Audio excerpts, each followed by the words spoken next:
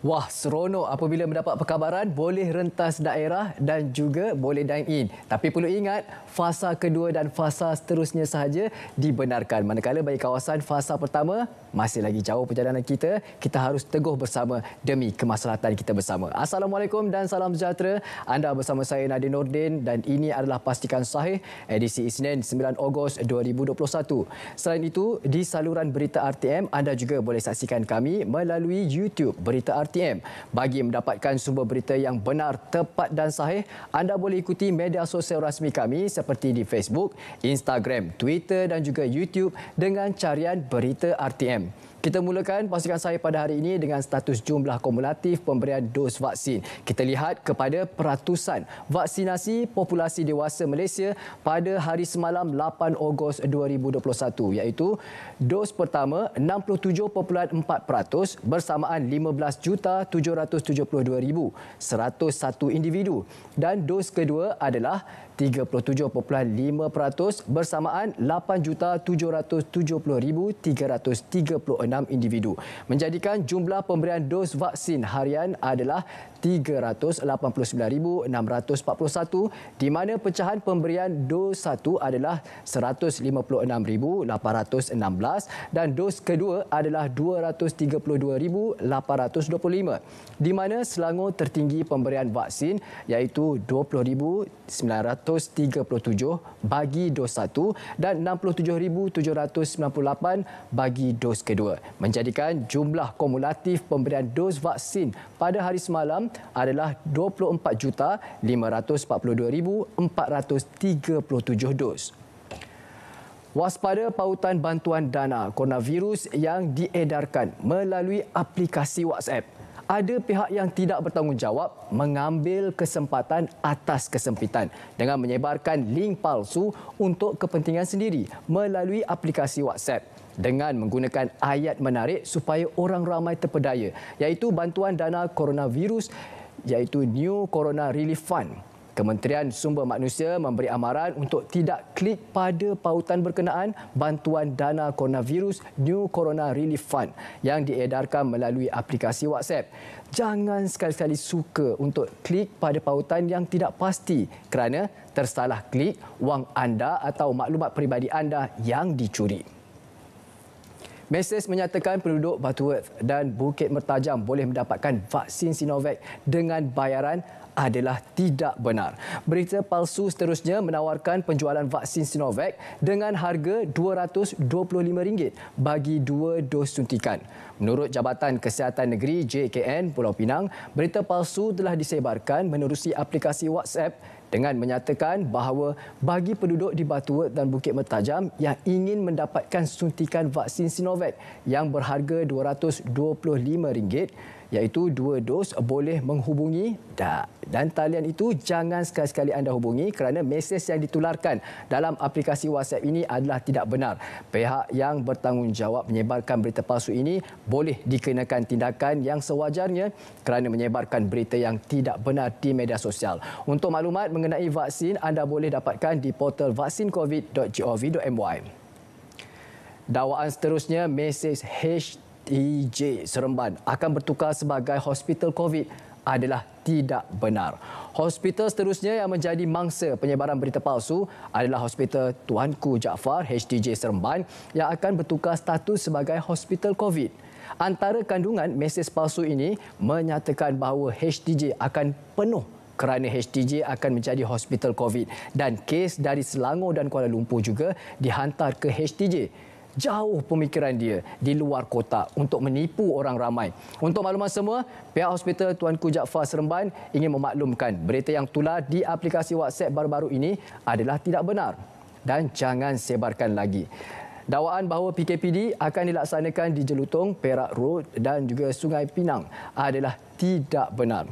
Menurut kenyataan Jabatan Kesihatan Negeri JKN Pulau Pinang, berita palsu telah disebarkan menerusi aplikasi WhatsApp dengan menyatakan bahawa Jelutong, Perak Road and Sungai Pinang will be under EMCO tonight.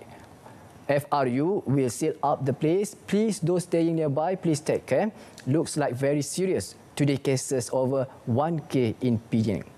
Dimohon untuk tidak menyebarkan berita palsu ini. Pihak yang bertanggungjawab menyebarkan berita palsu ini boleh dikenakan tindakan yang sewajarnya kerana menyebarkan berita yang tidak benar di media sosial. Penafian berita palsu daripada Jabatan Pengurusan PDRM. Jabatan Pengurusan Polis Juraja Malaysia menafikan kesahihan maklumat mengenai peringatan kepada pesar polis dan waris sekiranya berlaku kematian seperti mana yang tular di aplikasi WhatsApp. Kategori penerima bantuan khairat kematian yang disenaraikan adalah kurang tepat. Sebarang permohonan dan pertanyaan sila berhubung terus bahagian hal ehwal Pesara Polis Bukit Aman di talian helpdesk iaitu 03 2266 8387 atau menghubungi pihak hal ehwal awam atau Pesara Polis kontijen dan daerah yang berdekatan dengan kediaman masing-masing. Jangan kelirukan masyarakat dengan maklumat yang kurang tepat, nanti anda yang nampak kurang bijak. Kenyataan akhbar KKM, tambahan 2 juta dos vaksin COVID-19 untuk negeri Johor. Sehingga hari semalam 8 Ogos 2021, sejumlah 1,362,398 orang telah menerima suntikan vaksin dos pertama iaitu COVID-19 di negeri Johor. Manakala 540,895 telah menerima suntikan dos kedua. Dengan penambahan 2 juta dos vaksin yang diagihkan ke Johor pada bulan Ogos, ianya akan dapat membantu mempercepatkan sasaran untuk mencapai imuniti kelompok. Ayuh sama-sama kita jayakan program imunisasi kebangsaan negara dengan menerima suntikan vaksin COVID-19 dan sama-sama kita jauhi dakyah si anti vaksin. Kenyataan media Kementerian Kesihatan Malaysia mengenai situasi demam denggi. Walaupun negara bergelut dengan pandemik COVID-19, semua pihak tidak boleh mengabaikan usaha pencegahan penyakit berjangkit lain seperti demam denggi kerana kealpaan ini boleh menyebabkan kejayaan yang dicapai akan terhapus. Pada tahun ini di Malaysia menunjukkan penurunan kes demam denggi berbanding tahun lepas dengan penurunan di antara 20% sehingga 94%. Manakala bilangan kematian adalah sebanyak 10 kematian berbanding 106 kematian bagi tempoh sama tahun 2020, iaitu pengurangan jumlah kematian sebanyak 96 kematian bersamaan 90.6%. Jabatan Pengangkutan Jalan Malaysia JPJ mengambil berat isu tular #ViralJPJ yang disebarkan melalui media sosial dan orang ramai diingatkan agar tidak mudah terpengaruh dengan sebarang iklan tawaran penukaran nama geran tanpa owner asal, buat lesen memandu original tanpa perlu test dan renew road tax mati tanpa perlu puspakom. JPJ ingin menegaskan bahawa sebarang urusan berkaitan lesen memandu, lesen kenderaan motor LKM dan tukar hak milik kenderaan yang tidak mengikut prosedur yang ditetapkan oleh kerajaan adalah tidak sah. Pihak JPJ juga telah membuat laporan PDRM dan SKMM bagi membanteras kegiatan yang tidak bermoral ini. Awas anda sedang diperhatikan. Indikator Pelan Pemulihan Negara kes harian COVID-19 digantikan kes kemasukan hospital. Kes harian COVID-19 digantikan dengan kes kemasukan hospital baharu bergejala bagi negeri di fasa 1 dengan mencapai kadar vaksinasi lengkap sekurang-kurangnya 50% penduduk dewasa. Majlis Pemulih Negara telah bersetuju untuk menggantikan indikator kes harian COVID-19 kepada kes kemasukan hospital baharu bergejala bagi negeri di fasa 1 yang telah mencapai kadar vaksinasi lengkap sekurang-kurangnya 50% penduduk dewasa. Nilai ambang bagi indikator baharu ini adalah berdasarkan bilangan kes COVID-19 dalam kategori 3, 4 dan 5 di mana pesakit memerlukan bantuan pernafasan di hospital. Namun, indikator lain seperti kadar penggunaan katil ICU dan kadar vaksinasi penduduk dewasa masih kekal bagi peralihan suatu fasa ke fasa yang lain. Sejumlah RM940 juta telah diagihkan ke semua Jabatan Kesihatan Negeri bagi perolehan. Antara peralatan perubatan dan bukan perubatan serta naik taraf hospital selepas penukaran status kepada hospital COVID-19.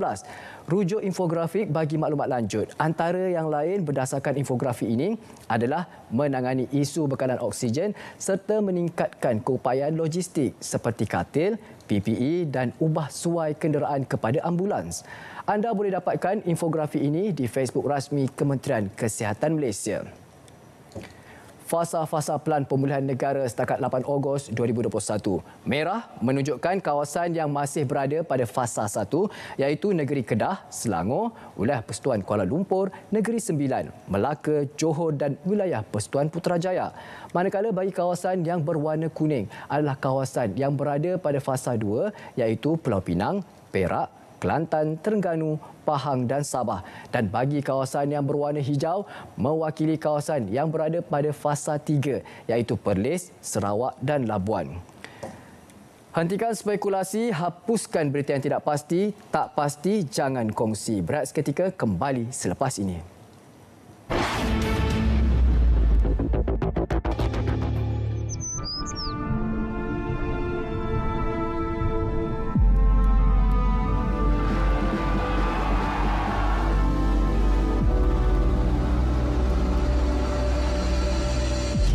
We have therefore made the assessment that COVID-19 can be characterized as a pandemic.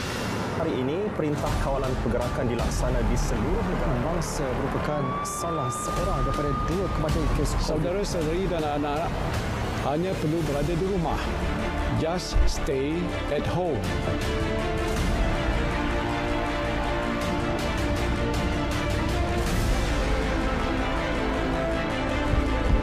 Kami sudah bersedia. Kami sudah sedia. Kami sudah bersedia. Kami juga sudah bersedia. Ambos dia juga. Kami sudah sedia. Kami sudah bersedia. Kami sudah bersedia. Saya sudah bersedia. Saya sudah bersedia. Saya sudah bersedia. Saya pun sudah bersedia. Kami sudah bersedia. Dan kami semua juga sudah bersedia Untuk menerima vaksin COVID-19.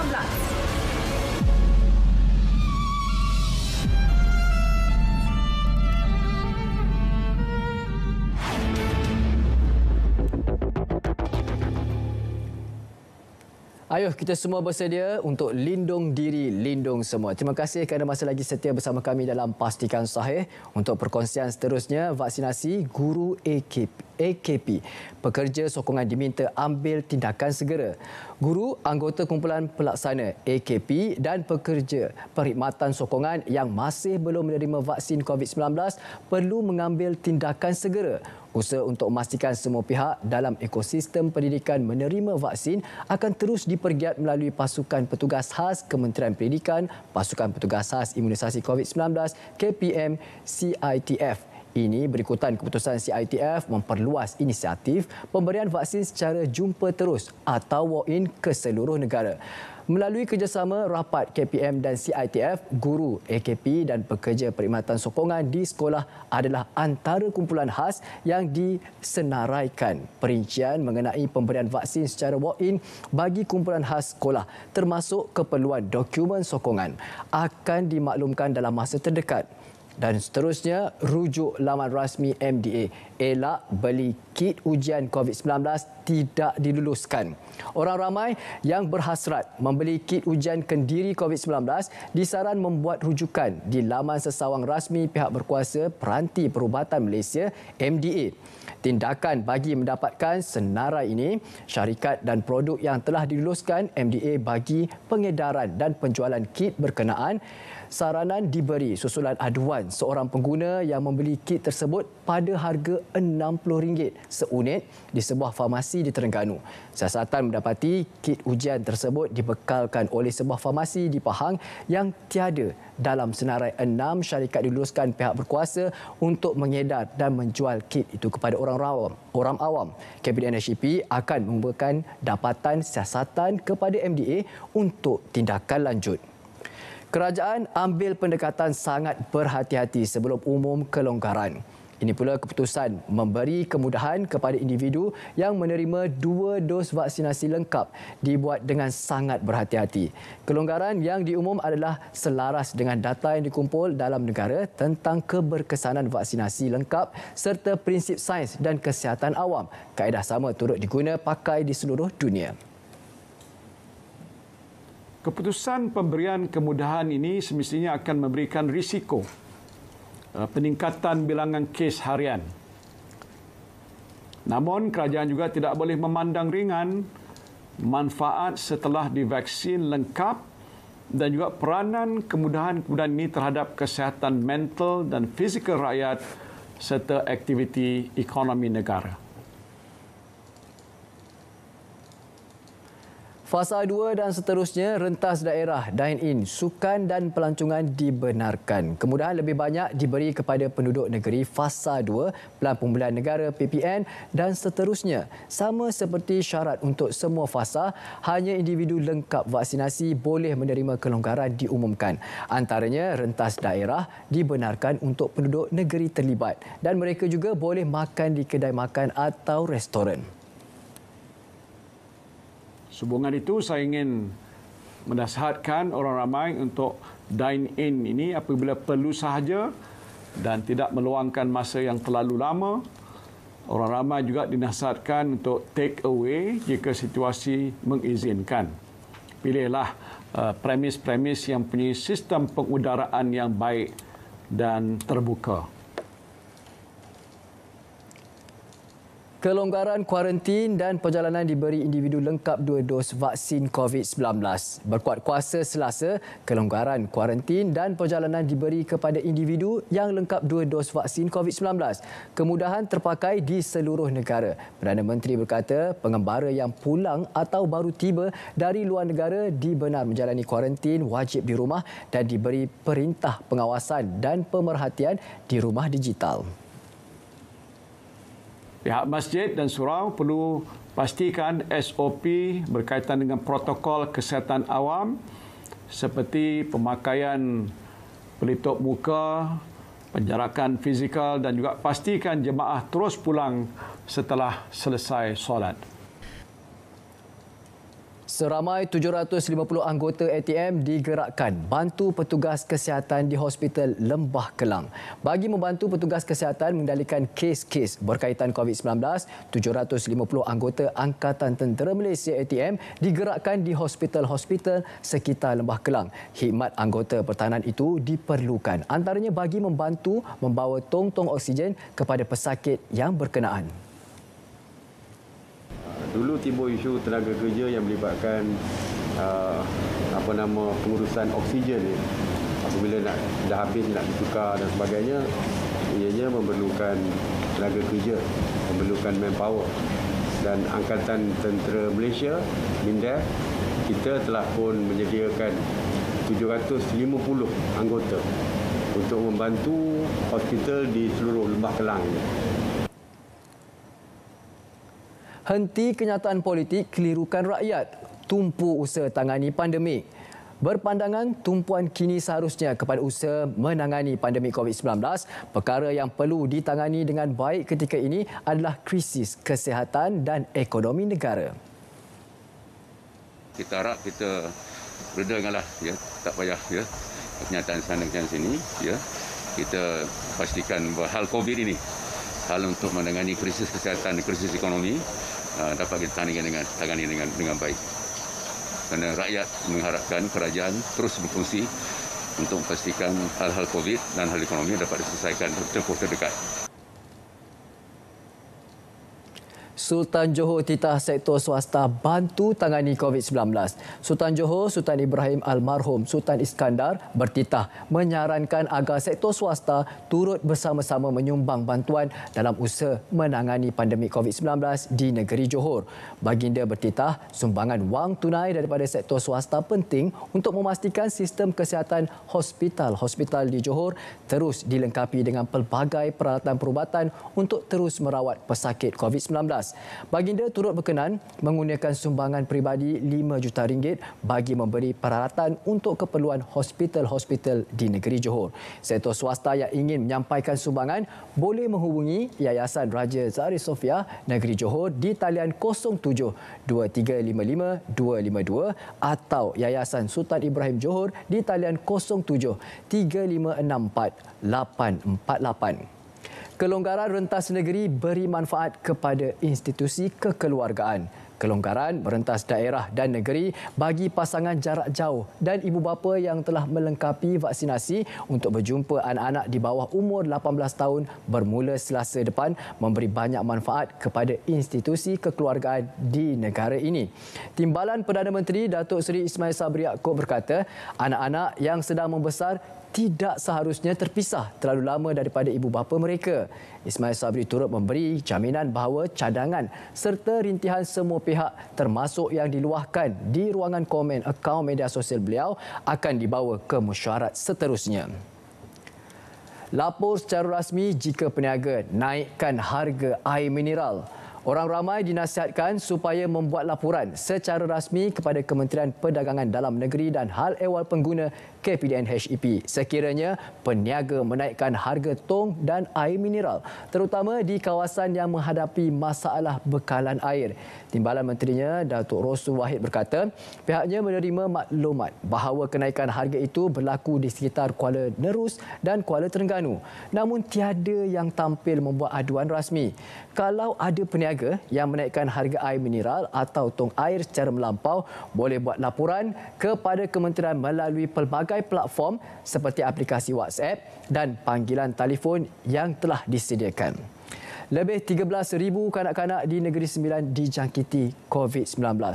Seramai 13,893 kanak-kanak berusia 17 tahun ke bawah di Negeri Sembilan dijangkiti COVID-19 sejak tahun lepas hingga kini. Menurut Pengerusi Jawatankuasa Bertindak Kesihatan Alam Sekitar Koperasi dan Kepenggunaan Negeri, daripada jumlah itu 13,357 individu atau 96% melibatkan kes kanak-kanak yang dilaporkan tahun ini. Berat seketika, kembali selepas ini, terus setia bersama kami dalam Pastikan Sahih.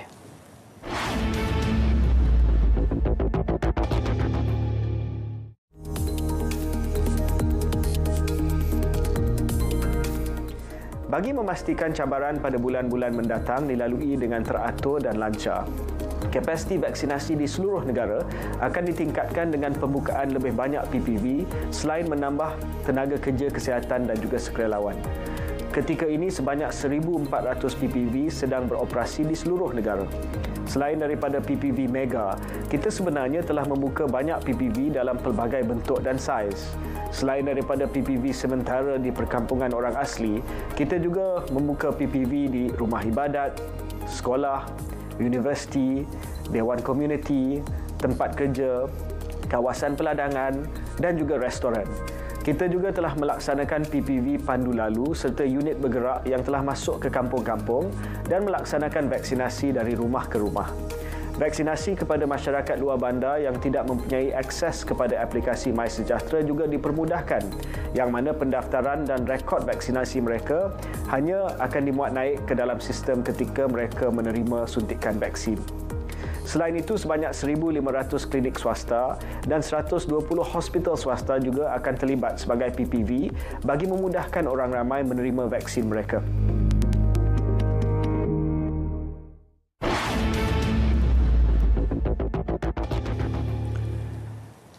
Terima kasih kerana masih lagi setia bersama kami dalam Pastikan Sahih. Dan untuk maklumat anda, untuk segmen yang terakhir, kami akan war-warkan hebat yang perlu anda ikuti sudah semestinya di saluran RTM yang telah kami sediakan. Apakah ia? Ini dia, kita mulakan dengan bicara naratif pada malam ini, iaitu dengan tajuk Malaysia Prihatin, Bersatu Memerangi COVID-19.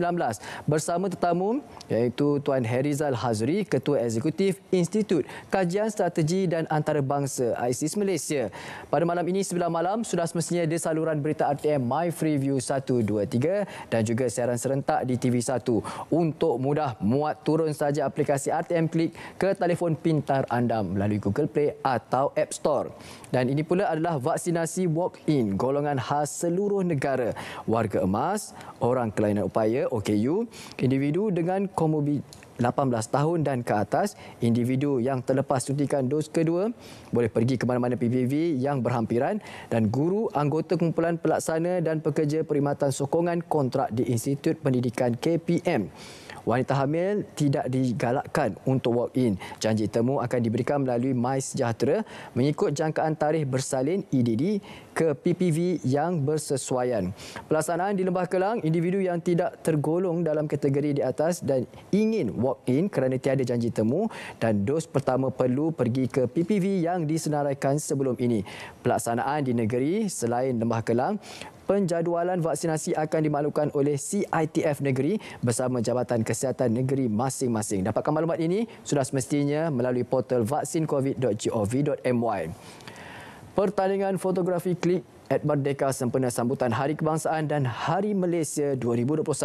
Tema kita pada tahun ini masih lagi Malaysia Prihatin. Anda mempunyai minat dan bakat dalam seni fotografi, luahkan inspirasi kemerdekaan anda melalui lensa kamera dengan menceritakan apa erti kemerdekaan mahupun cara sambutan Hari Kebangsaan mengikut kreativiti tersendiri. Bermula 1 Ogos hingga 16 September 2021. Itu pertandingan ini juga terbahagi kepada 2 kategori, iaitu kategori tahap 1 dan 2. Dan untuk maklumat anda, peserta bebas menggunakan pelbagai jenis kamera dan hanya boleh menyertai 1 kategori saja. Tiada had bilangan gambar untuk semua kategori. Jangan lupa masukkan hashtag seperti yang tertera, iaitu hashtag klik at Merdeka 2021, hashtag Demi Negara, hashtag Malaysia Merdeka, hashtag Merdeka 360, hashtag Menang Bersama, hashtag kategori 1 atau hashtag kategori 2. Tunggu apa lagi? Ayo sama-sama sertai, iaitu klik at Merdeka 2021 sekarang. Hadiah wang tunai menanti anda. Apa lagi yang ingin kami kongsikan ialah Forum Ambang Hijrah Bismillah dan sambutan Ma'al Hijrah.